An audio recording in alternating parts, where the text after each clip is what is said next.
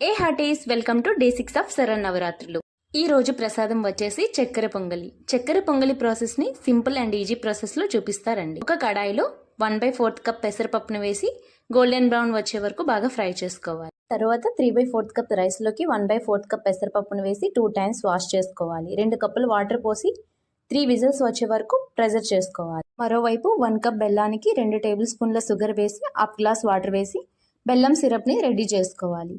ఈ బెల్లం syrup ready అయిపోయిన తర్వాత స్ట్రైనర్లో స్ట్రెయిన్ చేసుకుంటే డస్ట్ పార్టికల్స్ అన్ని రిమూవ్ అయిపోతాయి. ఈ బెల్లం సిరప్ ని మరొకసారి స్టవ్ పైన పెట్టి ఉడికించిన చక్కెర పొంగల్ని వేసుకుని మీడియం టు లో ఫ్లేమ్ లో కంటిన్యూస్ గా మిక్స్ చేస్తూ ఉండాలి. చక్కెర పొంగలి కాస్త థిక్ గా అయిన తర్వాత స్టవ్ ఆఫ్ చేసుకుని లిడ్ తో కవర్ చేసుకోవాలి. చెరకు ప్యాన్ లో హాఫ్ కప్ నెయ్యి వేసుకుని డ్రై కోకోనట్, డ్రై ఫ్రూట్స్ వేసి బాగా ఫ్రై చేసుకోవాలి. ఫైనల్ గా ఫ్రై చేసిన డ్రై ఫ్రూట్స్ ని వేసుకుని కొంచెం ఇలాచీ పొడి, పచ్చి కర్పూరం యాడ్ చేసుకుని మిక్స్ చేసుకుంటే టెంపుల్ స్టైల్ చక్కెర పొంగలి రెడీ. పచ్చకర్పూరం అవైలబుల్ లేని వాళ్ళు సిన్నమన్ పౌడర్ని కూడా యాడ్ చేసుకోవచ్చు. బట్ పచ్చకర్పూరం వేస్తేనే ఎగ్జాక్ట్ టేస్ట్ని తెలుస్తుంది.